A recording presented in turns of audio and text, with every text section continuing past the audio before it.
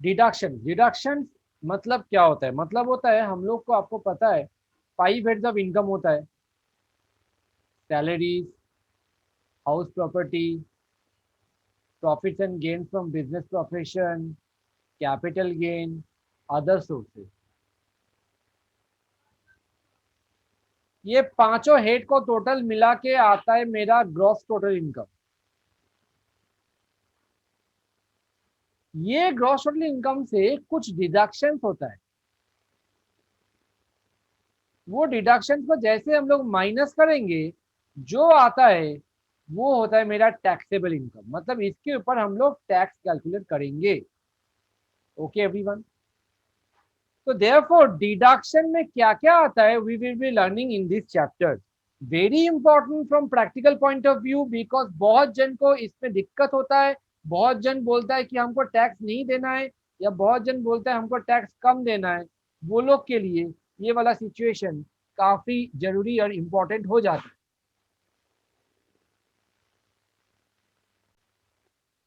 तो ये आपको समझ में आ जाना चाहिए कि डिडक्शन हम लोग का क्या होता है। डिडक्शन हम लोग का ग्रॉस टोटल इनकम जो आता है वहां से हम लोग डिडक्शन माइनस करते हैं।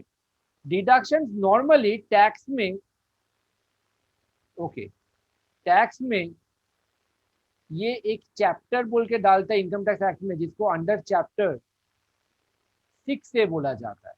तो कभी आपको अगर बोलता है answer the following question on the basis of provision under chapter 6 से, मतलब समझ लेना डिडक्शन अंडर चैप्टर 6 से के बारे में बोल रहे हैं। तो डिडक्शन अंडर चैप्टर 6 से में हम लोग का डिडक्शन आता है। ओके, इसमें कुछ सेक्शन नंबर है, वो सेक्शन नंबर आपका 80C से लेके 80U तक सेक्शन नंबर मेरा रेंज करते हैं। अब तुम बोलोगे सर सी से यू मतलब C D E F G H I J K L M N O P Q R S T U इतना? नो, ये सिर्फ नंबरिंग है, बीच में बहुत सारा सेक्शन नंबर नहीं भी है। तो don't have to worry about that, हम लोग को ये सीखना है। तो सबसे पहले यू नीड टू अंडरस्टैंड कुछ कुछ इनकम के ऊपर डिडक्शन नॉट अवेलेबल, वो जानना बहुत ही जरूरी है। Deduction not available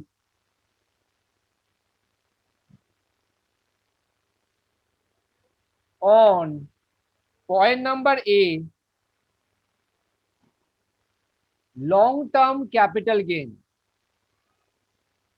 Point number B, short term capital gain, bracket में sale of shares through recognised stock exchange. फिर से बोलिए, फिर से बताएगा। एरो देखिए, on which security transaction tax is levied. Sir मतलब क्या हो रहा है? मतलब हो रहा है देखो, शॉर्ट टर्म कैपिटल गेन मेरा शेयर्स बेच के कर सकते हो, लैंड बिल्डिंग ये सब बेच के भी कर सकते हो, ज्वेलरी बेच के भी कर सकते हो। शॉर्ट टर्म कैपिटल गेन अगर आपका ड्यूरेशन के कम पीरियड के होल्ड करने के बाद बेच देते हो, जो हम लोग लास्ट में सीखे थे।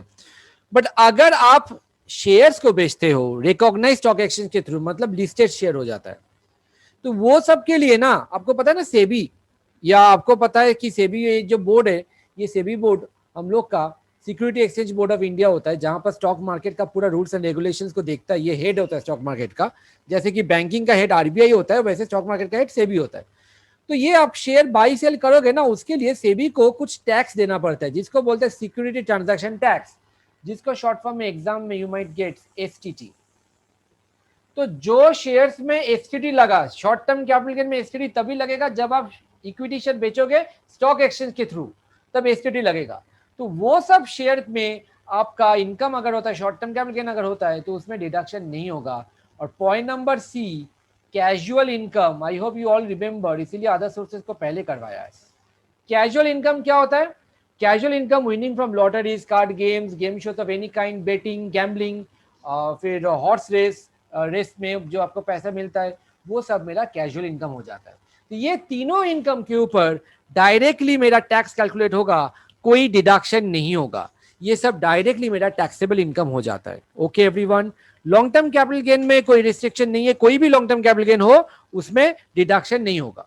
शॉर्ट टर्म कैपिटल गेन में सिर्फ इक्विटी शेयर वाला है, उसमें डिडक्शन नहीं होगा, बाकी सब में डिडक्शन हो जाएगा। तो ये तीनों चीज को याद रखना। अब इसके ऊपर सम तभी कर पाएंगे जब हम एक सेक्शन नंबर सीख लेते हैं जिसका नाम है सेक्शन 80C। उसके लिए हम आपके लिए चार्ट बना के रखा है सो दैट हम लोग का पढ़ाई बहुत इजी हो जाएगा। बुक में 2-3 पेज का है, मेरे यहाँ पर हम 2 पेज में 4 सेक्शन नंबर डाल दिया, एक एक सेक्शन नंबर 2 पेज का है बुक में। Just 1 second.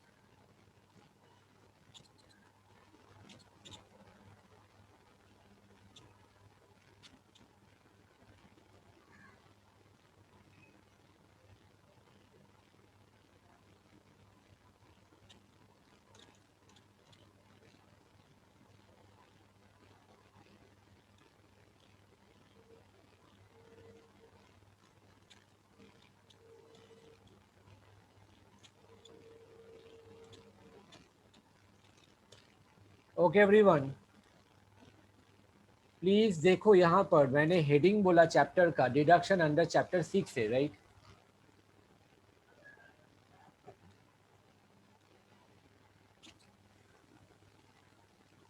तो यहाँ पर लाइफ इंश्योरेंस प्रीमियम, अच्छा सॉरी, पहले डिडक्शन अंडर चैप्टर 6A, और क्या बोला है? और बोला है 80C limit maximum 1.5 lakh. Sir मतलब क्या होता है? मतलब 80C में अगर आप पैसा इन्वेस्ट करोगे तो आपको मैक्सिमम डिडक्शन 1.5 लाख रुपया का मिल सकता है। इट्स लाइक आपका इनकम 6 लाख रुपया है और आपने 2 लाख रुपया इन्वेस्ट किया, तो 6 लाख में से 1.5 लाख माइनस हो जाएगा, बाकी आपका टैक्सेबल इनकम हो जाएगा। Okay everyone, point number A, life insurance premium for self, spouse, children. बहुत ध्यान देना यहां पर, चिल्ड्रेन यहां पर डिपेंडेंट इंडिपेंडेंट के बारे में नहीं बोला है। मतलब चिल्ड्रेन जो है यहां पर, ये चिल्ड्रेन बच्चा लोग का जो आप इंश्योरेंस दोगे वो आपके ऊपर डिपेंड कर सकता है। नॉर्मली बच्चा लोग तो पेरेंट्स के ऊपर ही डिपेंड करता है, या फिर बच्चा लोग बड़ा हो गया, जॉब करता है, खुद का कमाई है, फिर भी आप उसके ऊपर इंश्योरेंस ले सकते हो। तो डिपेंडेंट भी हो सकता है, इंडिपेंडेंट भी हो सकता है, लेकिन किंतु परंतु यहां पर बाकी कोई फैमिली मेंबर का डिडक्शन नहीं मिलेगा। जैसे कि हम अपना मम्मी पापा का लाइफ इंश्योरेंस प्रीमियम पेमेंट करते हैं, I cannot claim deduction under 80C. But if I pay for me, my wife and my daughter, then that deduction can be claimed. Getting me everyone? बच्चा लोग major भी हो सकता है, minor भी हो सकता है, बोल दिया स्ट्रेट अवे। अब इसमें एक रेस्ट्रिक्शन है, इसमें एक लिमिटेशन है, मैक्सिमम कितना होगा? Sir maximum 1.5 lakh, maximum total देखो ए से लेके टोटल एफ तक पॉइंट से, तो ये इतना सारा एरिया में आप पैसा इन्वेस्ट कर सकते हो। By the way 80C deals with investment, पैसा इन्वेस्ट करोगे तो डिडक्शन मिलेगा, कितना बढ़िया है। इन्वेस्ट करोगे तो एक तो आपका इन्वेस्टमेंट का वैल्यू बढ़ेगा, ऊपर से आपको इंटरेस्ट भी मिलेगा और डिडक्शन भी मिलेगा। ये क्यों किया जाता है? क्योंकि हम लोग का देश में ये सब इन्वेस्टमेंट का पॉलिसी पब्लिक के पास उतना रहता नहीं है। वो लोग क्या करता है, पैसा कमाता है, खर्चा करता है। बट ये एक्चुअली गलत है ना। आप सोचो, फ्यूचर के बारे में नहीं सोच रहे हो। थिंक अबाउट, आपने लाइफ इंश्योरेंस प्रीमियम नहीं लिया, अब किसी का डेथ हो जाता है तो कितना नुकसान होता है। वहां से अगर आपका पैसा मिल जाता है फ्रॉम द कंपनी, कितना हेल्प होगा आपका फैमिली के लिए, राइट? तो everyone should take out insurance premium, life insurance premium of everybody, ठीक है? तो यहां पर एक लिमिट है, 31 मार्च 2012 तक 20%। 20% of what? Of sum assured. Sir मतलब होता है अगर आपका पॉलिसी वैल्यू 10 लाख का है, मतलब मर जाने के बाद आपको 10 लाख रुपया मिलेगा, तो आप यहां पर प्रीमियम देते हो 25,000 रुपया प्रति साल। You can pay the premium 25,000 रुपया पर ईयर, आपको डिडक्शन मिलेगा 20,000 तक। क्यों? 20%। Understood everybody? समझ में आ रहा है सबको? 20% ऑफ द सम एश्योर्ड अच्छा सर, ये तो बहुत पहले का केस है, तो प्रैक्टिकली आपका नॉर्मल लाइफ में भी और एग्जाम में भी ये केस आने का चांस बहुत कम है। फिर 12-13, अगर आप 12-13 का साल में होते हो तो 10% का आपका लिमिट हो जाएगा। 1/4 13 यानी कि 13-14 का बाद से, मतलब इस साल भी, फ्यूचर ईयर में भी, पहले का 13-14 का बाद से 15% अगर जिसका इंश्योरेंस करवा रहे हो वो सफर करता है फ्रॉम एनी स्पेसिफाइड डिजीज। तो स्पेसिफाइड डिजीज मतलब कोई पर्टिकुलर डिजीज है, वो डिजीज गवर्नमेंट ने मेंशन कर दिया है, वो हम लोग बाद में सीखेंगे, फिर भी हम आपको यहाँ पर नाम बता दे रहे हैं। कैंसर, एड्स, न्यूरोलॉजिकल प्रॉब्लम, तो वो सब केस अगर होता है, वो सब डिजीज अगर होता है, ट्यूबरक्यूलोसिस, टीबी अगर आप सफर करते हो तो आपको मैक्सिमम 15% का डिडक्शन मिल जाएगा। या दूसरा कोई आदमी के लिए, मतलब नॉर्मल पीपल के लिए, हम लोगों की तरह, हम लोग का maximum 10% of the sum assured deduction मिलेगा। जब मतलब 10 लाख का लिए तो 10,000 तक प्रीमियम आपका डिडक्शन होगा, not more than that. I would like to ask everybody, क्या ये क्लियर है? सपोज आपका policy value is equal to 10 lakhs, premium paid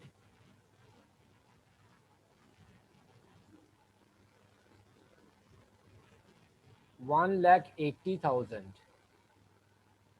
तो हम लोग का साल अगर 2010-11 होगा तो तब मेरा डिडक्शन मैक्सिमम कितना होगा? 20% ऑफ 10 लाख, यानी कि 2 लाख रुपया।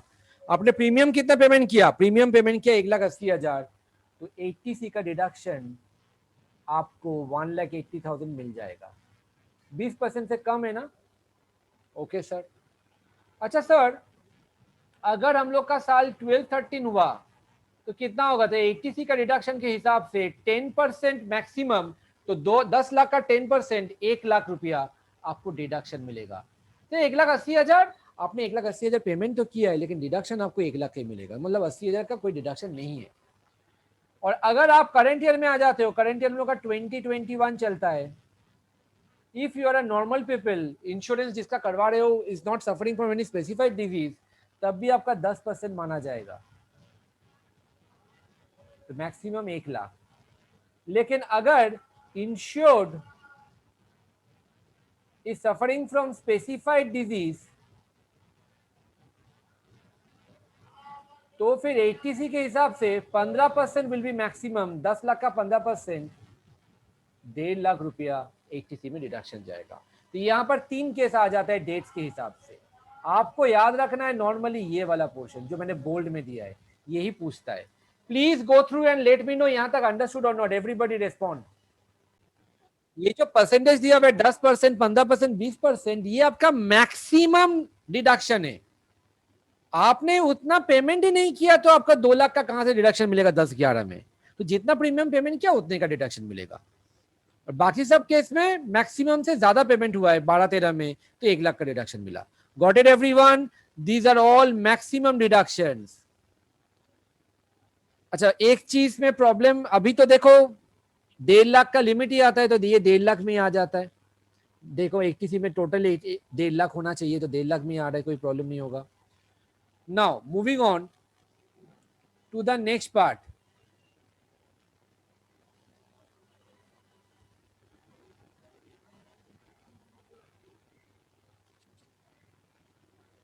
पॉइंट नंबर बी, अलग अलग पॉइंट को मैंने एक साथ डाल दिया है, आप सिर्फ शॉर्ट फॉर्म का फुल फॉर्म साइड में लिख लो। हम ये पूरा चीज को डॉक्यूमेंट फॉर्मेट में सेव करके या इमेज फॉर्मेट में सेव करके हम आपको भेज देगा। Even I will upload in my WhatsApp status as well. PPF full form salary में सीखा था, public provident fund. SPF full form statutory provident fund. SAF full form superannuation fund. NSS national saving scheme. NSC national saving certificate. ULIP unit linked insurance plan. Annuity plan of LIC, annuity plan मतलब सालाना एक बार में payment करोगे, हर साल payment करोगे same amount.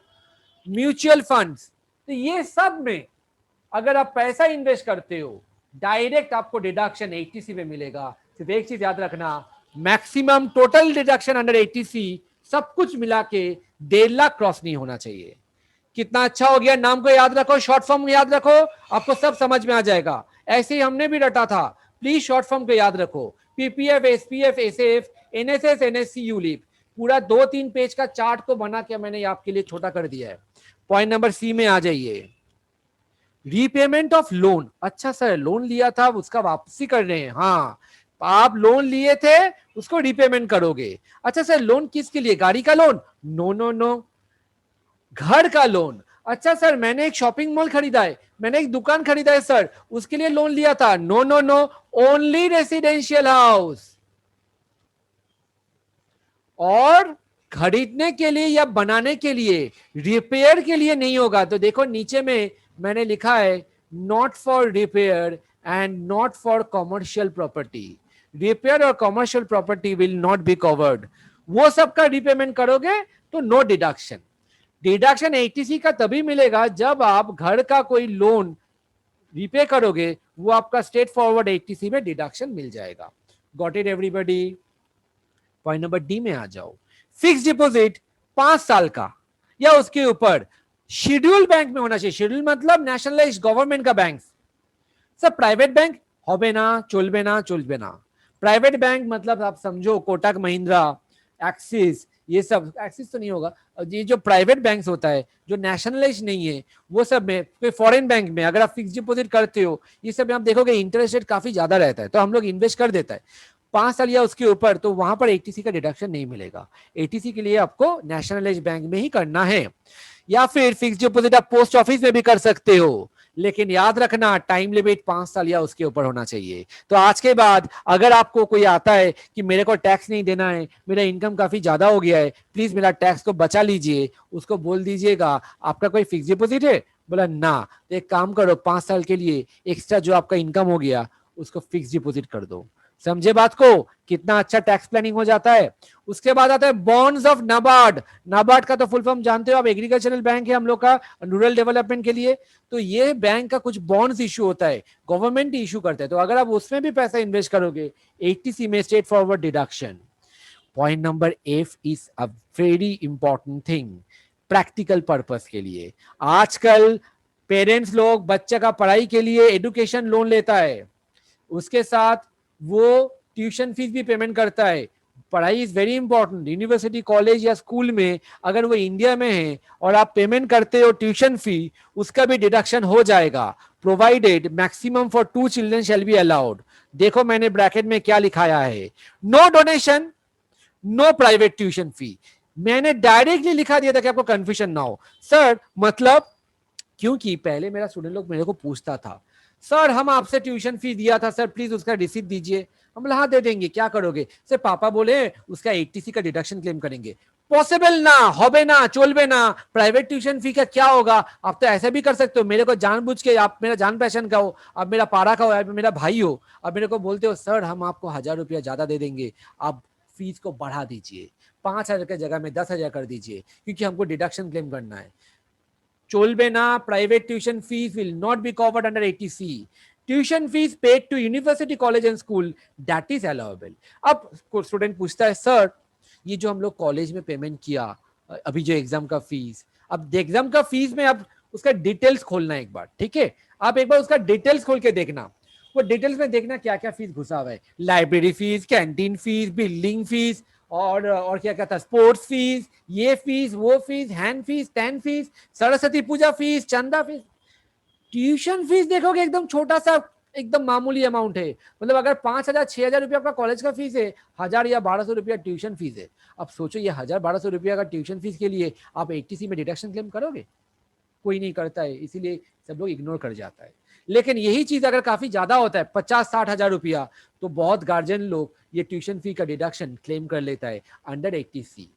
ये सुन के मेरा स्टूडेंट बहुत खुश हो जाता है, वो बोलता है सर मेरे को तो काफी ज्यादा डिडक्शन मिलेगा। हम बोला क्यों? बोला सर हम बाहर पढ़ने जा रहे हैं सर ऑस्ट्रेलिया में, तो वहां का ट्यूशन फी पता है कितना? हम लोग कितना है? 5 लाख रुपया। सर हम 5 लाख रुपया ट्यूशन फी क्लेम करेंगे, पापा क्लेम करेंगे एक्चुअली 80C में। हम बोले रुको बेटा, फिर से एक बार सेक्शन को पढ़ो।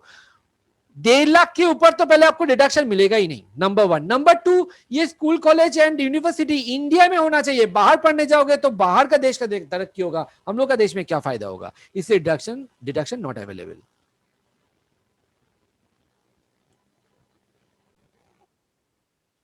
Section 80 triple C, 80 CCD. Sir CCD सुन के याद आया सर, काफी अच्छा कॉफी मिलता है सर, बहुत एक्सपेंसिव भी है, उतना खास भी नहीं है। आप एक के बात बता दे रहा है, वो सीसीडी और ये सीसीडी में अंतर है, ठीक है। सीसीसी और सीसीडी को हम लोग एक साथ पढ़ेंगे जब भी पढ़ेंगे, क्योंकि दोनों सेम है, हल्का सा डिफरेंस है। क्या डिफरेंस है? एक होता है annuity plan of LIC for pension, और एक होता है pension scheme of central government. मतलब एक एलआईसी का है और एक सेंट्रल गवर्नमेंट का है, दोनों में अंतर है। स्टूडेंट एग्जाम में देता है कि mister X deposited a sum of rupees something for pension. अब वो देखता है पेंशन स्कीम, ये भी बोला है पेंशन स्कीम, जैसे स्कीम देखा उसने उसका 80 सीसीडी में डाल दिया। उसके बाद देखा नहीं कि पेंशन स्कीम ऑफ वो एलआईसी का था। एलआईसी का पेंशन स्कीम में डालोगे तो वो 80 ट्रिपल सी में कवर होगा, सेंट्रल गवर्नमेंट का पेंशन स्कीम में डालोगे तो वो 80 सीसीडी में कवर होगा। 80 ट्रिपल सी का मैक्सिमम लिमिट 1.5 लाख। सर 80 सी का भी 1.5 लाख, 80 ट्रिपल सी का भी 1.5 लाख, हाँ दोनों का ही 1.5 लाख 1.5 लाख। नाइस। सो उसके बाद 80 सीसीडी में आ जाओ। सीसीडी में pension scheme of central government, limit देखो यहां पर थोड़ा लिमिट को ध्यान में रखना है। Maximum 10% of salary. ये सैलरी किसको मिलता है? सर सैलरी मिलता है सर जो पबजी में गेम खेलता है। नो, सैलरी किसको मिलता है? जो जॉब करता है, जो सैलरी इंडिविजुअल है, तो उसका सैलरी मिलेगा। अच्छा सर 20% ऑफ जीटीआई, और बोला सर मतलब दोनों का हायर में होगा? नो नो नो, ये अलग केस है। 20% of GTI is for those people जो लोग जॉब नहीं करता है, self employed professional like your teacher जो अभी क्लास ले रहे हैं, मतलब मेरे बारे में बात कर रहे हैं हम। I am not getting salary from anyone, मेरा ये प्रोफेशनल बिजनेस हो जाता है। हम अपना teacher, I am professional teacher, तो मेरे को जो भी फीस मिलता है ये टोटल मेरा ग्रॉस टोटल इनकम कंप्यूट करके आएगा, तो उसका 20% will be maximum for me.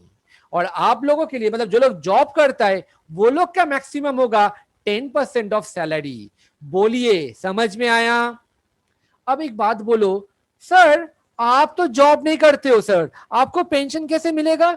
हमको तो पेंशन का और भी ज्यादा रिक्वायरमेंट है। रादर आजकल हर कोई ऑफिस से तो पेंशन देता नहीं है क्योंकि बंद हो जा रहा है, तो हर कोई क्या करता है, गवर्नमेंट का ये सब पेंशन स्कीम या एलआईसी का पेंशन फंड में पैसा जमा करता है हर साल। इससे क्या होता है कि जब आप रिटायर करोगे आपको लमसम अमाउंट मिलेगा from the government, from the LIC, या फिर आपको मंथली पेमेंट भी मिलेगा after your retirement. What ever is the plan, that depends upon the plan, but ये आपको एक सिक्योरिटी दे देता है कि बॉस आपको पेंशन नहीं दे रहे तो क्या हुआ, आप कमा रहे हो अपना पैसा से, कुछ कंट्रीब्यूट करो फंड में, आपको फ्यूचर में पेंशन मिलेगा।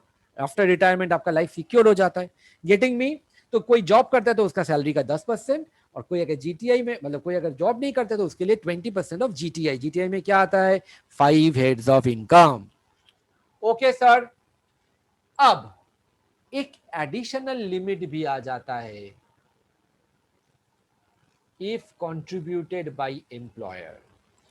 सैलरी वाला चैप्टर में हम आपको बोला था प्रोविडेंट फंड, वो सब फंड में एम्प्लॉय भी कंट्रीब्यूट करता है अपना सैलरी से कुछ पैसा काट के।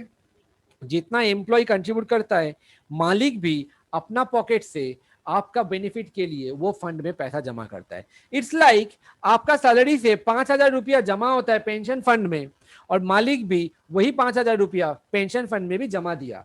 तो अगर मालिक भी कंट्रीब्यूट करेगा तो आपका एडिशनल 10% ऑफ सैलरी का लिमिट हो जाएगा। तो यानी कि अगर आप जॉब करोगे तो सब बोलते हैं जॉब में ज्यादा बेनिफिट है सर, जॉब में भी सेम है, जीटीए में भी सेम है। क्यों सर? क्योंकि ये दोनों मिला के 10 + 10 20 तो हो रहा है,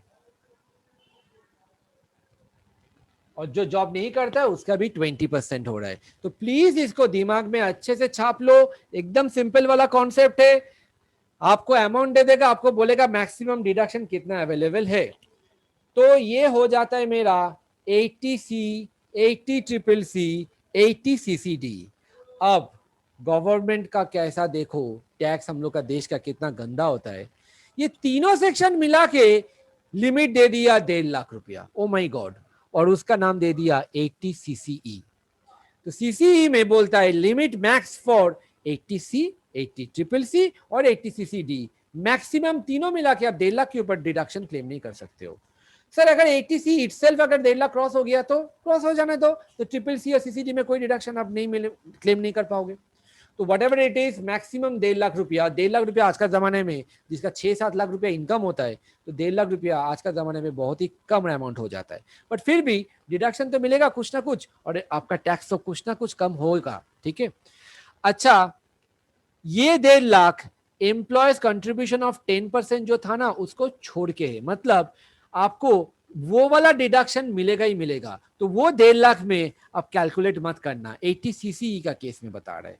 तो I would like to ask everybody, please revise अभी तक मैंने जो भी बोला, सी, सीसीसी, सीसीडी, सीसीई, ये चारों सेक्शन को एक साथ रिवाइज करो और मेरे को आप लोग बोलो क्या यहां तक आपको क्लियर है।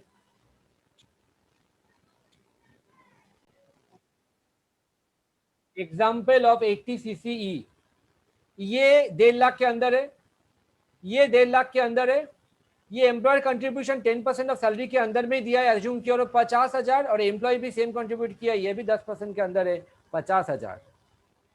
तो फिर 80CCD में आपको 1 लाख का डिडक्शन मिलेगा,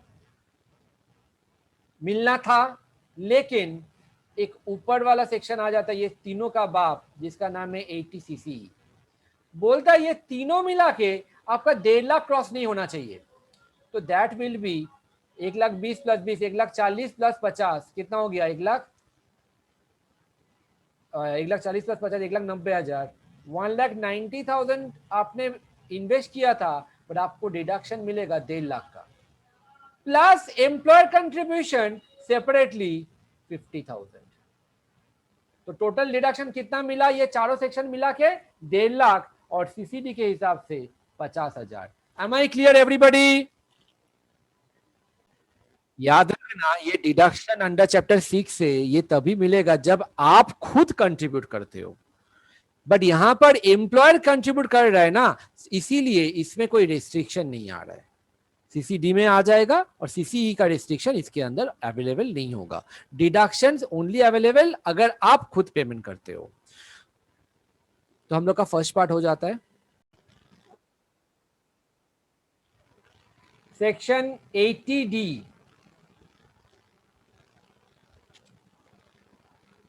जहां पर हम लोगों को बोला जाता है मेडिकल इंश्योरेंस प्रीमियम अगर आप पेमेंट करते हो बाई चेक। अब मेरे को एक जन बोलता है सर इंश्योरेंस के बारे में अभी हम लोग किया था 80C में, ना ना ना, 80C था लाइफ इंश्योरेंस प्रीमियम, ये 80D मेडिकल इंश्योरेंस प्रीमियम। दोनों में डिफरेंस है। क्या डिफरेंस है सर? लाइफ इंश्योरेंस होता है लाइफ खत्म हो जाने के बाद, डेथ हो जाने के बाद आपको लमसम रुपया मिलेगा।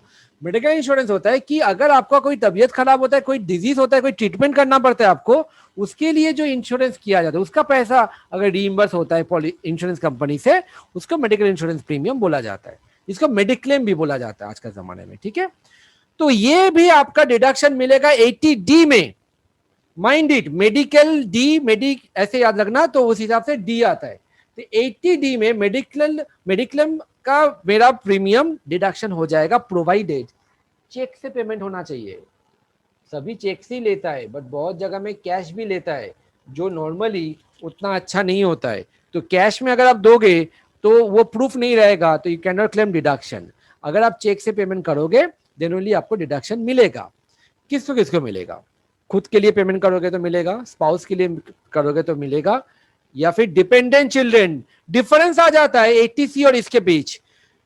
इंश्योरेंस प्रीमियम 80C में चिल्ड्रन के लिए था, वो डिपेंडेंट हो या इंडिपेंडेंट हो कोई फर्क नहीं पड़ता है।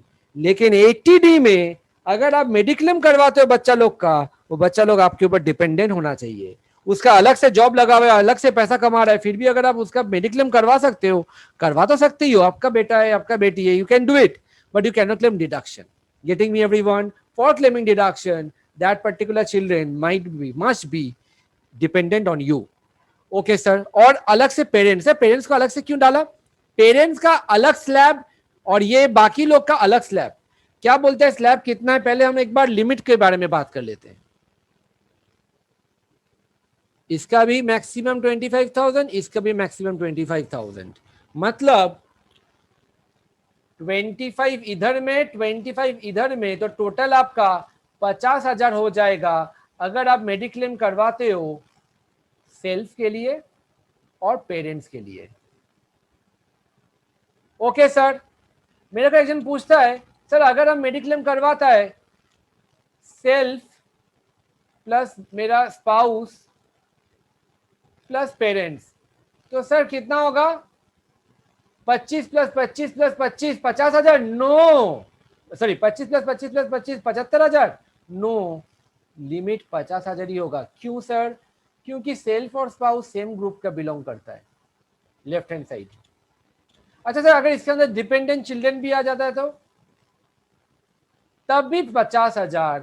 ये कैटेगरी के अंदर में जितना भी आदमी लोग का आप क्यों ना पेमेंट करो, आपके पास 4-5 बच्चा है, सभी के लिए पेमेंट किया आपने, खुद के लिए और स्पाउस के लिए भी, तो यानी कि टोटल 4-5 जन या 6 जन का पेमेंट हुआ, आपका मैक्सिमम 25,000 ही होगा लेफ्ट हैंड साइड कैटेगरी के लिए. और राइट हैंड साइड में पेरेंट्स के लिए सिर्फ मम्मी हो या सिर्फ पापा हो या दोनों का मम्मी पापा मिला के टोटल 25,000 होगा.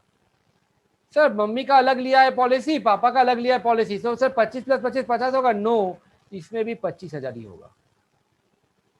क्या ये क्लियर है एवरीबॉडी? क्या क्या में पेमेंट होता है? मेडिक्लेम प्रीमियम अगर आप करोगे दोनों के लिए तो वो डिडक्शन होगा. सीजीएचएस क्या होता है? सेंट्रल गवर्नमेंट हेल्थ स्कीम बोल के एक स्कीम होता है जो नॉर्मली गवर्नमेंट एम्प्लॉय लोगों को भी पास रहता है और बहुत जन अलग से भी देता है कि ये गवर्नमेंट का हेल्थ स्कीम है, यहाँ पर अगर आप पैसा कंट्रीब्यूट करोगे तो गवर्नमेंट हॉस्पिटल में कोई भी अगर ट्रीटमेंट होता है, कोई भी टेस्ट वगैरह होता है, तो वो सब का भी आपका पैसा रीइंबर्स हो जाता है फ्रॉम दैट स्कीम. तो यहां पर अगर पैसा जमा करोगे तो एटीडी में हो जाएगा. लेकिन किंतु परंतु CGHS is only for self, spouse and dependent children. Parents के लिए उपलब्ध नहीं है ये facility, not applicable for parents. और preventive health checkup, preventive health checkup क्या होता है ना, बोलता है कि 40 इयर्स 45 इयर्स जैसे ही हो जाता है, साल में एक बार फुल बॉडी चेकअप करवाना बहुत जरूरी होता है. हम लोग करते नहीं है, बहुत जन नहीं करता है कि कोई डिजीज नहीं है क्यों करेंगे, बट ये करना चाहिए. वट एवर इट इज, करो या ना करो, अगर करोगे तो प्रिवेंटिव हेल्थ चेकअप के लिए भी आपका 80D में कवर हो जाता है. लेकिन एक बात याद रखना, ये हेल्थ चेकअप 5,000 के ऊपर आपको डिडक्शन नहीं मिलेगा. हम आपको एक बात बता रहे हैं, कोलकाता में बहुत सारा प्राइवेट हॉस्पिटल्स है, एपोलो बोलो, आमरी बोलो, ये सब जगह में, वर्कहार्ट बोलो, वुडलैंड्स बोलो, आप जाओगे तो आप देखोगे कुछ 30-40 तो टेस्ट करवाता है. वो टेस्ट करवाने के लिए आपको बोलता है कि आपका टोटल पैकेज 3,000 रुपया में फुल बॉडी चेकअप हो जाएगा, 3,500 में फुल बॉडी चेकअप हो जाएगा. अब देखना मैक्सिमम केसेस में ये जो फुल बॉडी चेकअप होता है, मोस्ट ऑफ द केसेस 5,000 के नीचे में ही रहता है. क्यों रहता है सर?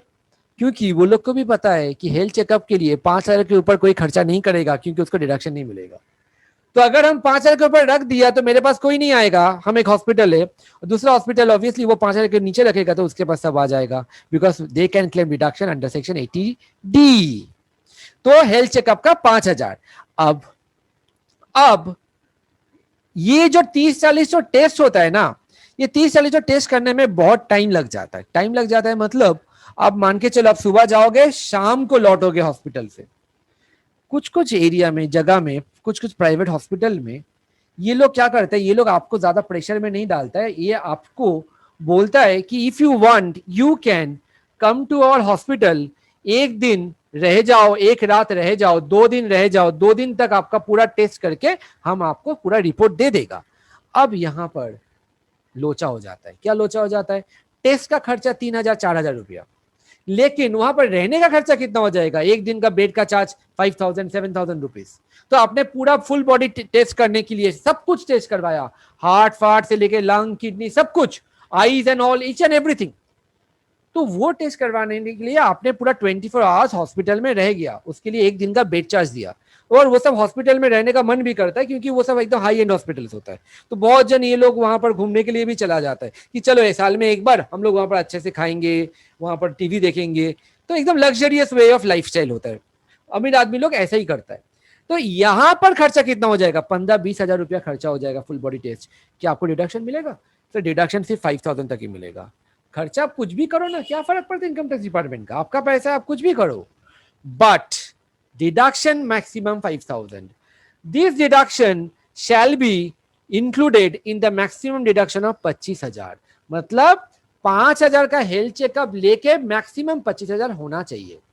ये हो गया इसके लिए, और ये हो गया पेरेंट्स के लिए भी सेम कॉन्सेप्ट।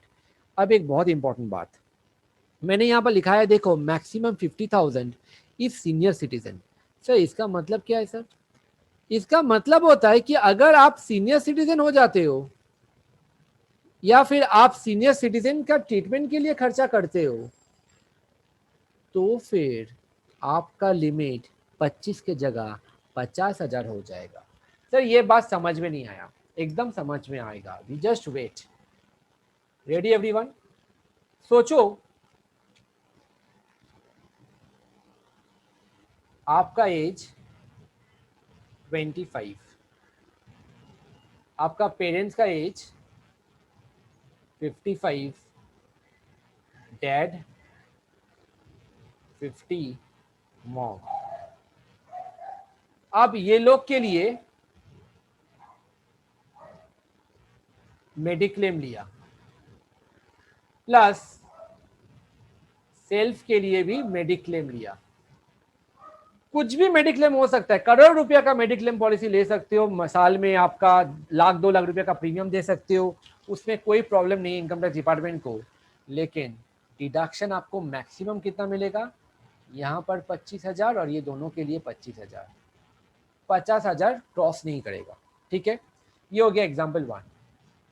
एग्जाम्पल 2, आपका एज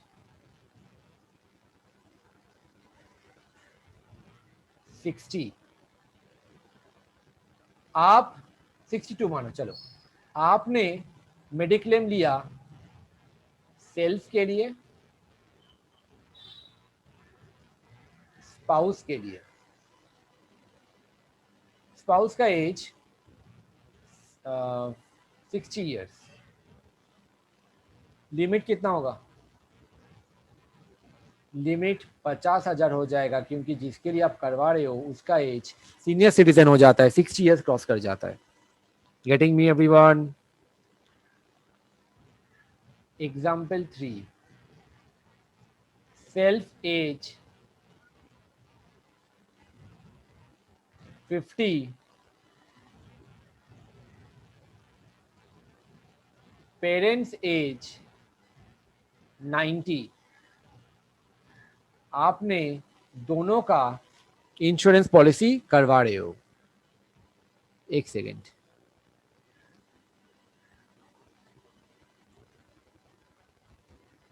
आपने दोनों का इंश्योरेंस पॉलिसी करवा रहे हो, तो यहां पर कैटेगरी कितना हुआ? कैटेगरी 2 हुआ, एक सेल्फ और एक पेरेंट्स। पेरेंट्स को ऑलवेज अलग category. Can anyone tell me यहां पर डिडक्शन का लिमिट क्या होगा? सेल्फ का सीनियर सिटीजन है तो इसके लिए 25,000, और पेरेंट्स का सीनियर सिटीजन हो जाता है तो इसके लिए 50,000। तो टोटल कितना हो जाएगा? 75,000। सिंपल तो था। आपका खुद का, हम बोला था जिसका इंश्योरेंस करवा रहे हो, जिसका मेडिक्लेम ले रहे हो, उसका एज सीनियर सिटीजन होना चाहिए। तो सेल्फ के लिए पॉलिसी लिया, सेल्फ क्या सीनियर सिटीजन हुआ? नो सर, सेल्फ का तो 50 ईयर ही है, 50 साल में इज नॉट सीनियर सिटीजन। तो यहां पर मेरा 75,000 का होगा, खुद के लिए 25, पेरेंट्स के लिए 75। Got it everyone? Example 4, last example, self 62 years,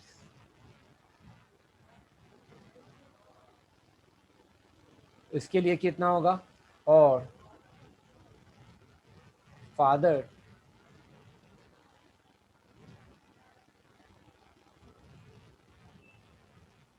90 years.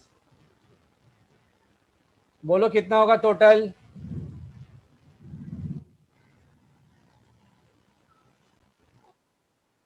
In self senior citizen है तो इसके लिए 50,000, और फादर सीनियर सिटीजन है, इनके लिए भी 50,000। टोटल 1 लाख का डिडक्शन मिलेगा 80D के हिसाब से। अब 80D भी रहेगा, वहां पर 80C 80CC, वहां पर भी 1.5 लाख रुपया का मैक्सिमम है। तो आप सोचो ये डिडक्शन में आपको कितना सारा रुपया डिडक्शन क्लेम कर सकते हो। यहाँ पर 1 लाख, वहां पर 1.5 लाख, 2.5 लाख, तो यहाँ पर डिडक्शन हो गया। तो टैक्स शायद आपको देना ही नहीं पड़ेगा। बट इसके लिए आपको तो जानना पड़ेगा प्रोविजन। अगर आपको नहीं पता है तो आपको थोड़ी कोई बोलेगा, फिर तो आपको किसी और का हेल्प लेना पड़ेगा जो इनकम टैक्स एक्सपर्ट होता है। अब मेरे को एक स्टूडेंट बोलता है सर इसमें सबको केस कवर नहीं होता है, एक और केस बाकी रहता है सर, उसको भी बोल दीजिए। हम लोग कौन सा केस? मेरे को स्टूडेंट बोलता है सर अगर सेल्फ का एज 65 ईयर्स है, उसके लिए पॉलिसी लिया है, और सर पेरेंट्स अलग कैटेगरी, सर उनका एज 40 ईयर्स का है, तो सर इस हिसाब से ये आ जाएगा 50,000 और ये आएगा 25,000। तो सर ये भी तो पॉसिबल है 75,000 का डिडक्शन मैक्सिमम। बोलो तो ऑप्शन चैट सेक्शन में, इज इट पॉसिबल? तो वो वाला केस पॉसिबल नहीं है because parents can not be younger than the self, तो दैट इज नॉट पॉसिबल। अभी हम लोग इसका लास्ट पार्ट में जाएगा 80D का।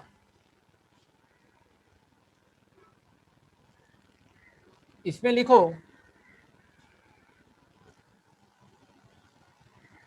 Medical expenditure incurred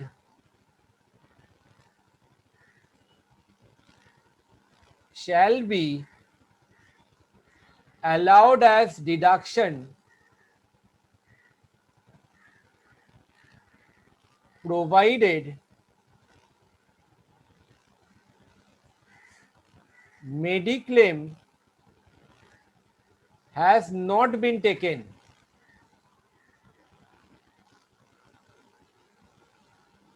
Full stop.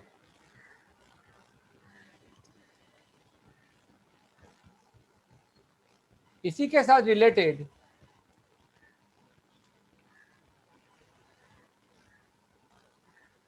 Deduction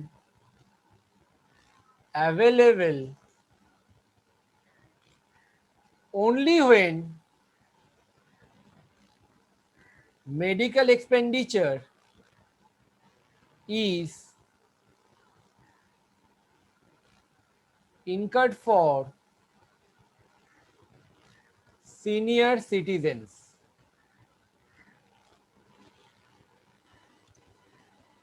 ठीक है, सेल्फ, स्पाउस, डीसी मतलब डिपेंडेंट चिल्ड्रन, पेरेंट्स, एक ही साथ में कवर हो जाता है। सर मतलब नहीं समझा। देखो ऊपर में जो चार्ट बोला था वो तो मेडिक्लेम था और क्या था मेरा प्रिवेंटिव हेल्थ चेकअप था।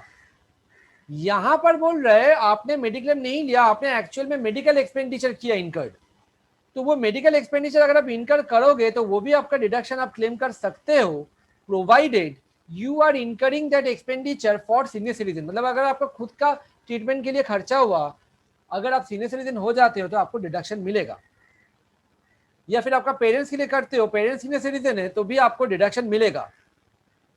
इसमें मैक्सिमम कितना है? 50,000। समझे बात को? तो ये अवेलेबल है जब आपने मेडिक्लेम नहीं लिया है तब। सो यहां पर ये मेरा कवर हो जाता है, ओवर हो जाता है ये सेक्शन। हम लोग एक सम करेगा, just wait. Mister X 40 years old, तो सेल्फ वो सीनियर सिटीजन नहीं है, paid following sums by cheque, cheque से ही होगा तभी 80D का डिडक्शन मिलेगा। ठीक है, क्या क्या दिया देखो यहां पर, mediclaim insurance premium for X 18,000, limit कितना है 25,000 का। Okay, mediclaim insurance premium for Mrs X 5,000 का, okay. Contribution to CGHS for dependent daughter, dependent children होना चाहिए, ओके। ये सब मेरा अवेलेबल हो जाएगा। Medical insurance premium for son not dependent on X, ओ माँ, नॉट एप्लीकेबल, बिकॉज डिपेंडेंट होना जरूरी होता है, तो ये हम लोग नहीं लेंगे। Contribution to CGHS for brother, brother यहाँ पर आएगा ही नहीं, not eligible, bye bye tata see you. Medical insurance premium for mother in law, mother in law family में नहीं आएगा, ये सब बात स्पाउस को मत बोलो, झगड़ा लग जाएगा, अपने पास रखना, बट ये कवर नहीं होगा। पेरेंट्स होना चाहिए, स्पाउस का पेरेंट्स नहीं होना चाहिए। लेकिन अगर फिर भी डिडक्शन क्लेम करना चाहोगे तो बेटर होगा अपना स्पाउस को बोलो मदर इन लॉ का जो पेमेंट है वो अपना बैंक अकाउंट से पेमेंट करे, देयरफॉर ही और she can claim deduction. Middle insurance premium for mother एकदम चलेगा, लेकिन सीनियर सिटीजन नहीं है तो ठीक है, अलग category. Medical insurance premium for grand parents, grand parents not covered. For father, parents dependent या इंडिपेंडेंट हो कोई मतलब नहीं होता है, बट सीनियर सिटीजन हो जाता है तो ये कवर हो जाएगा। Contribution to CGHS for father, CGHS covered नहीं होता है पेरेंट्स के लिए, तो नॉट कवर्ड। यहां तक क्लियर है? अमाउंट के बारे में हम समझा देगा। यहां पर कोई भी चीज अगर आपको नहीं समझ में आ रहा है कि सर ये आपने क्रॉस क्यों किया, feel free to ask me.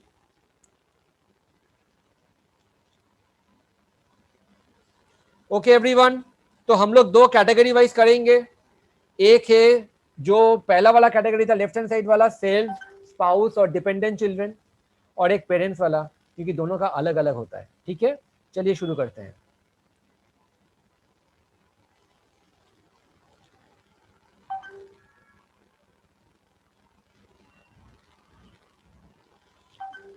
Calculation of deduction under section 80D। SSC कौन है? Mister x.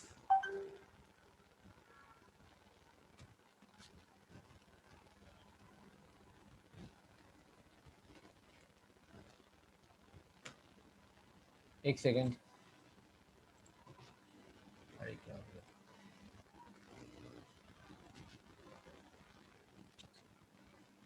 हाँ, एक एक करके।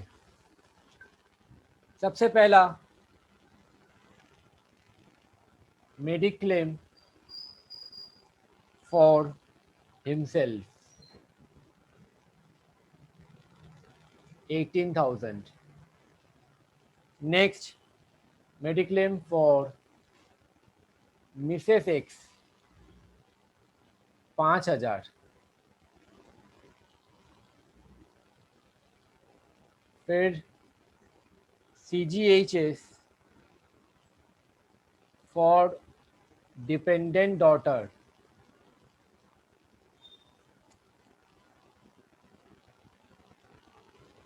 3,000। इंडिपेंडेंट सन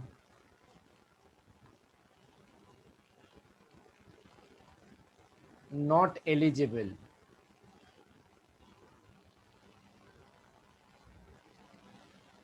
उसके बाद आता है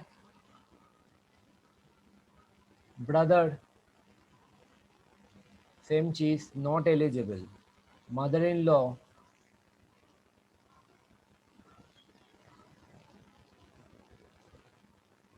not eligible. Grand parents, sir father mother का नहीं लिया, वो अलग कैटेगरी में डालेंगे, अलग से करेंगे हम लोग उसको। पहले इसको टोटल करता है क्योंकि इसका लिमिट 25,000 तक होगा। टोटल करो, 18 + 5 23 + 3 26।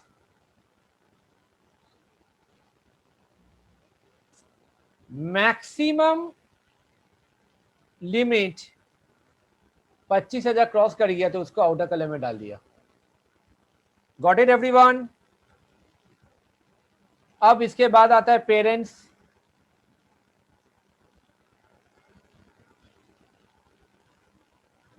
मदर सीनियर सिटीजन नहीं है, बट कितना दिया है? 26,500।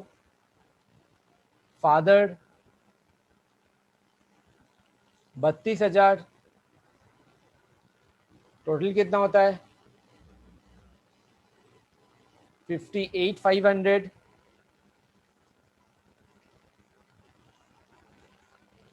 मैक्सिमम लिमिट सीनियर सिटीजन एक जन हो जाता है तो वो 50,000 कैटेगरी में आ जाएगा, 50,000। CGHS for father not eligible, तो टोटल 75,000 डिडक्शन मिलेगा। Okay everybody, understood this one? Please revise.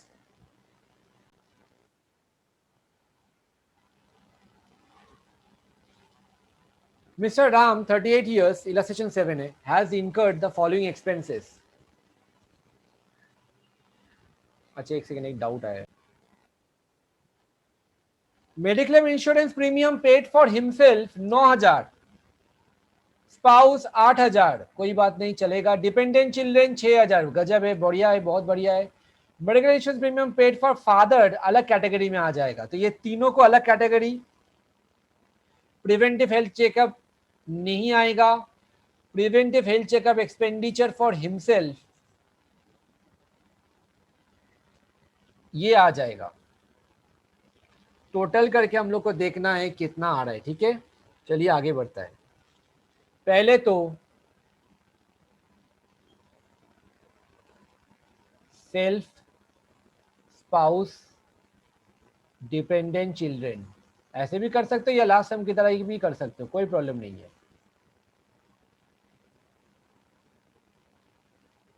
Mediclaim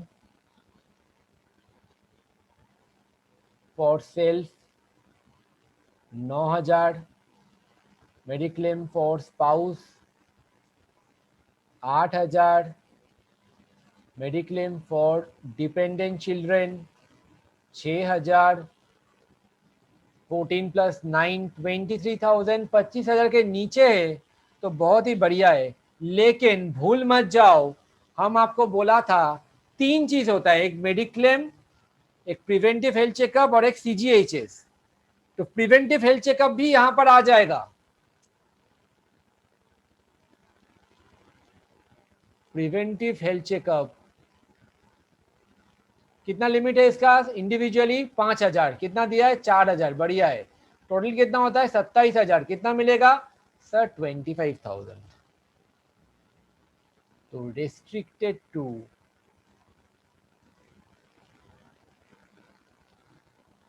25,000, ठीक है। इसके बाद हम लोग जाएंगे पेरेंट्स के लिए।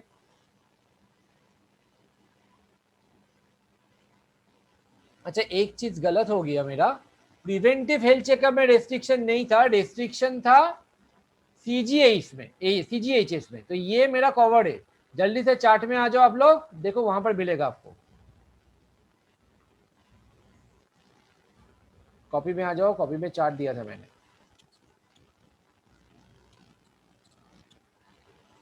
CGHS is not available for parents, copy में देखो एकदम स्टार्टिंग में। Preventive health checkup is available.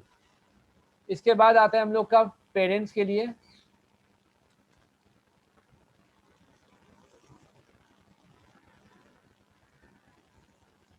Parents के लिए क्या क्या खर्चा किया है?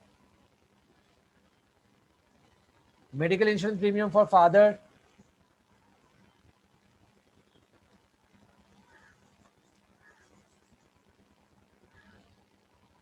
6,000 रुपया।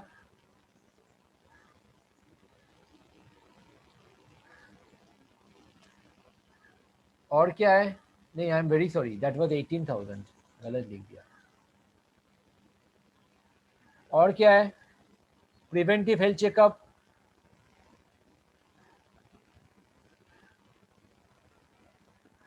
अब प्रिवेंटिव हेल्थ चेकअप में आपको बोला है 6,000 रुपया, आप यहां पर 5,000 ही डालोगे क्योंकि मैक्सिमम 5,000 है। ब्रैकेट में लिख लो पेड 6,000 बट लिमिटेड टू 5,000। अब ये टोटल मिला क्या होता है मेरा 23,000, और हमको पता है father is a senior citizen, total कितना होना चाहिए? मैक्सिमम 50,000 होना चाहिए। ये 50,000 के अंदर है या बाहर है? सर ये 50,000 के अंदर में ही है हम लोगों का। लेकिन एक चीज याद रखो, अच्छा एक चीज, हाँ just one sec, preventive health checkup total मेरा 5000 का लिमिट में था, तो हम लोग यहाँ पर 5000 नहीं लिख पाएंगे, यहाँ पर हम लोग 1000 ही लिखेंगे। सर क्यों सर? क्योंकि यहाँ पर 4000 और यहाँ पर 1000, टोटल 5000 हो जाता है हम लोगों का, तो टोटल आता है मेरा ये 19।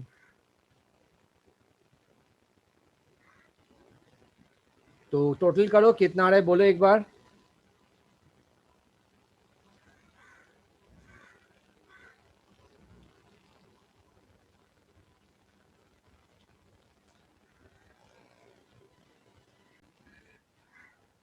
एक काम करो, इस बेटर है, प्रिवेंटिव हेल्थ चेकअप को अलग ही डालो। प्रिवेंटिव हेल्थ चेकअप यहाँ पर मैंने कितना डाला, रिस्ट्रिक्टेड टू 25,000, तो यहाँ पर 4 में से हम लोग लिया कितना है, 2000 लिया है, तो यहाँ पर हम लोग और कितना ले सकते हैं, 3000 ले सकते हैं, तो 21,000 हो जाएगा, 46,000।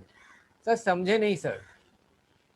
आपका यहाँ पर 27 था हेल्थ चेकअप लेके, हम लोग वहां से कितना लिए, 25,000 लिए हैं, तो यहाँ पर हेल्थ चेकअप का जो 4000 का है उसमें से हम लोग सिर्फ 2000 लिए हैं, 2000 डिसअलाउ कर दिए हैं, बाकी 2000 इधर में आ जाएगा। एक काम करो, एक बार रिवाइज करो, एक बार फिर से बता रहा है, प्रिवेंटिव हेल्थ चेकअप टोटल सबके लिए पूरा फैमिली का मैक्सिमम 5000 डिडक्शन मिलेगा। तो सेल्फ स्पाउस डिपेंडेंट चिल्ड्रन के लिए आपने 2000 क्लेम किया क्योंकि 25,000 तक आपको मैक्सिमम मिलेगा। और कितना क्लेम कर सकते हो पेरेंट्स के लिए, 2000 इधर चला गया, 2000 सेल्फ के लिए चला गया, तो 3000 आप पेरेंट्स के लिए क्लेम कर सकते हो। पेरेंट का हेल्थ चेकअप के लिए कितना खर्चा हुआ, 6000, आपको मिलेगा कितना, 3000 ही मिलेगा। तो 3000 यहाँ हो गया, 18 + 3 21, 25 + 21 46,000। Is this clear everybody? Section 80, दीदी, ओ दीदी, दीदी का मतलब कुछ पॉलिटिकल पार्टी लोग बोलता है कि जहां पर दीदी है वहां पर गवर्नमेंट एकदम क्या बोलेगा, पैरालाइज्ड गवर्नमेंट हो जाता है, मतलब एकदम डिसेबल गवर्नमेंट हो जाता है। ये बोलने का है, कोई कोई पॉलिटिकल पार्टी ऐसा क्लेम करता है, हम नहीं बोलता है, हम पॉलिटिक्स में कोई ओपिनियन नहीं देगा। आपको समझाने के लिए ये सेक्शन बता रहा है कि जहां पर भी 80 दीदी आ जाता है, याद रखिएगा कि यहां पर डिसेबिलिटी के बारे में कुछ बात हो रहा है। क्या बात होता है कि अगर आप अपना रिलेटिव जो डिपेंडेंट है आपके ऊपर और डिसेबल है और उसके ऊपर अगर आपने कोई भी खर्चा किया है तो आपका डिडक्शन यहां मिल जाएगा, फ्लैट एक अमाउंट फिक्स्ड है। तो क्या लिखेंगे यहां पर, फिर लिखो, maintenance of disabled dependent relative. Disable dependent मतलब भी एक शॉर्टकट आ जाता है, डीडी। ठीक है, प्लीज ये शॉर्टकट्स को याद रखना, कभी जिंदगी में प्रॉब्लम परेशानी नहीं होगा। सर मतलब क्या हो रहा है, मतलब हो रहा है आपका कोई रिलेटिव है जो आपके ऊपर डिपेंडेंट है, उसका कोई जॉब वगैरह है नहीं, प्लस वो डिसेबल्ड भी है, तो अगर आप उसका मेंटेनेंस, उसका खाना पीना, मेडिकल ट्रीटमेंट सब कुछ आप बियर करते हो तो आपको गवर्नमेंट डिडक्शन क्लेम करेगा। अगर सीवियर डिसेबल्ड होता है, सीवियर डिसेबिलिटी, तो फ्लैट 1,25,000 रुपया का आपको डिडक्शन मिलेगा, या फिर नॉट सीवियर होगा तो 75,000 रुपया का डिडक्शन मिलेगा। मतलब अगर आपका कोई डिसेबल डिपेंडेंट रिलेटिव है जिसके लिए आपने खर्चा किया सिर्फ 500 रुपीज पूरा साल में, आपको 1,25,000 मिल जाएगा डिडक्शन, अगर वो सीवियरली डिसेबल्ड है, और सीवियर नहीं है तो 75,000 होता है। सर ₹500 खर्चा करके सर ये तो बहुत अच्छा स्कीम हो जाता है, ये तो स्कैम कर सकते हैं हम लोग गवर्नमेंट के साथ। नहीं पॉसिबल है, बिकॉज अगर आपका कोई डिजेबल डिपेंडेंट रिलेटिव होता है ना, डिजेबल भी है डिपेंडेंट भी है, 1,25,000 क्या, उससे काफी ज्यादा खर्चा होता है उसके पीछे अगर सीवियर डिजेबल्ड होता तो ये 1,25,000 रुपया का जो खर्चा गवर्नमेंट आपको दे रहा है, ये बहुत ही मामूली अमाउंट हो जाएगा तब। समझे बात को? तो ये डिडक्शन आपको मिल जाएगा। नाउ स्टूडेंट पूछता है sir what does the word severe disability means? Severe disability का मतलब होता है आपका बॉडी का 80% या उसके ऊपर डिसेबल्ड है। सर एग्जाम्पल दीजिए। एग्जाम्पल के लिए प्लीज आप रेफर करना ओम शांति ओम मूवी, आप यूट्यूब में सर्च करोगे, वहां पर देखोगे शाहरुख खान एक शूटिंग में जाता है, एक हीरो के हिसाब से वो व्हील चेयर में बैठा रहता है, ना उसका दोनों हाथ है ना उसका दोनों पैर है, उसका गर्लफ्रेंड का शादी होता है, वो अपना मुंह में वो गेंदा फूल लेता है और उसका फूल बरसता है, तो दैट इज लाइक 95% डिसेबल हो गया, लाइक दैट। तो ये डेफिनेशन हम लोगों को जानने का दरकार नहीं है, आपको सिर्फ ये याद रखना है सीवियर डिसेबिलिटी मतलब 80% या उससे ज्यादा डिसेबल्ड हो जाता है, ये याद रखो, बिकॉज एग्जाम में परसेंटेज बोल देगा कि एक बंदा है, एक रिलेटिव है, अपना भाई है जो 90% डिसेबल्ड है, तो इसके लिए आपको डिडक्शन 1,25,000 मिलेगा। सर रिलेटिव में क्या क्या आएगा? रिलेटिव में जो हम लोग पहले भी किया था वही आ जाएगा सब कुछ। एक बार लिख लो, ब्रदर सिस्टर स्पाउस ये सब आ जाएगा।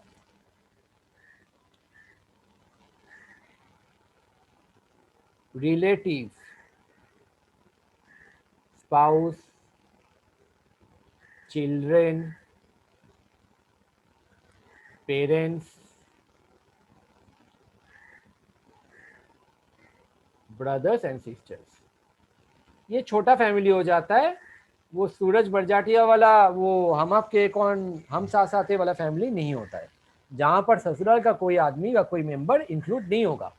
Spouse, children, parents, brothers and sister provided they are disabled, provided they are dependent on you. Okay okay sir, 80 DD इतना ही था, इतना इजी है। देखो यही चीज बुक में आपको 2 पेज का दिया हुआ है। इसके बाद आता है 80 DDB। एक होता है मेंटेनेंस और एक DDB होता है medical treatment, sorry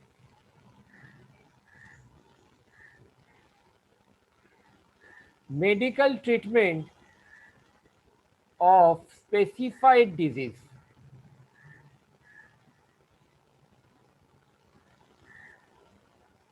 of relative, यहां पर हेडिंग ही इंपॉर्टेंट है।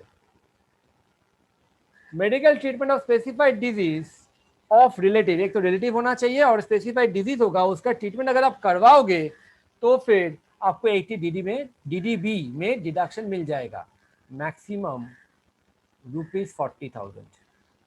ठीक है सर, यहाँ पर सीवियर कुछ होगा? नो नो नो, यहाँ पर कुछ सीवियर नहीं होगा, लेकिन अगर सीनियर सिटीजन होता है, उनका अगर कोई खर्चा होता है आप करते हो, तो फिर 1,00,000 रुपया। ये सुनने के बाद एक बंदा मेरे पास आता है, उसका एज है 62 ईयर्स, बोलता है I am a senior citizen. हम बोला ओके फाइन, तो व्हाट कैन आई डू? बोलते सुनिए ना, मेरा एक रिलेटिव है, मेरा एक छोटा भाई है जिसका एज है 52 ईयर्स, हम उसके लिए, वो उसका एक स्पेसिफाइड डिजीज हुआ है, उसका ट्रीटमेंट हम करवा रहे हैं, क्या मेरे को डिडक्शन मिल सकता है? मेरे को एक जन बोला हाँ डिडक्शन अवेलेबल है। हम बोलते हैं हाँ अवेलेबल है, 80 DDB में आपको डिडक्शन मिल जाएगा, प्रोवाइडेड आपके पास सब कुछ पेपर्स वगैरह है। तो हाँ ट्रीटमेंट होता है, उसका पूरा मेडिकल सर्टिफिकेट सब कुछ है मेरा। तो वो बोलता है डिडक्शन तो 1,00,000 का मिलेगा ना। हम बोले 1,00,000 का क्यों मिलेगा? Only 40,000 you will get. बोला ना हमको तो पता है 1,00,000, 1,00,000 के लिए तो हम आपके पास आए हैं, मेरे को 1,00,000 का डिडक्शन चाहिए। हम बोले आपका भाई का एज क्या है? बोला उससे क्या फायदा में, मेरा तो हम तो खुद सीनियर सिटीजन हो गया है।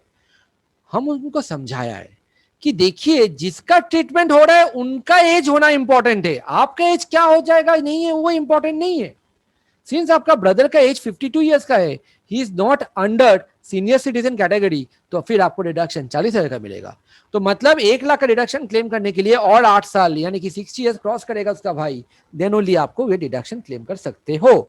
I hope this is clear everybody. तो 80 DD हो गया, 80 DDB भी हो गया, एकदम सिंपल वाला चीज है। अच्छा हाँ, एक बार स्पेसिफाइड डिजीज का एग्जांपल्स को लिख लो। बहुत सारा डिजीज है, इंपॉर्टेंट वाला जो नॉर्मल कॉमन वाला होता है उसको हम बोल देता है आपको specified diseases.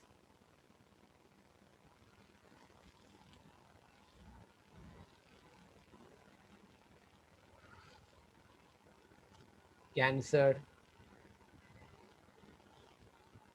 Ads, thalassemia, spelling देख लेना, और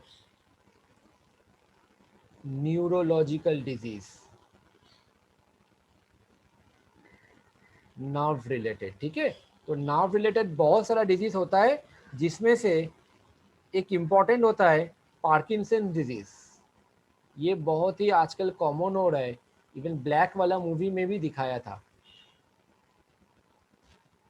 तो पार्किंसन डिजीज कवर हो जाता है, सिर्फ इसी को याद रखो, बाकी और भी सारा है, no need to remember the name. ये सब अगर ट्रीटमेंट करवाते हो अपना रिलेटिव का, तो फिर आपको यहाँ पर डिडक्शन मिल जाएगा। रिलेटिव में क्या आएगा, सेम डेफिनेशन। ठीक है, सेम डेफिनेशन आ जाएगा। अच्छा, ऑफ डिपेंडेंट रिलेटिव लिख लो, बेटर होगा, सब डिपेंडेंट होना चाहिए। रिलेटिव का डेफिनेशन सेम है। ओके, अभी तक जो भी हुआ वी आर डन, और 3-4 सेक्शन है छोटा छोटा, वो हो जाएगा तो चैप्टर होगा। So that's all for today. We will meet again in the second class. Thank you everybody.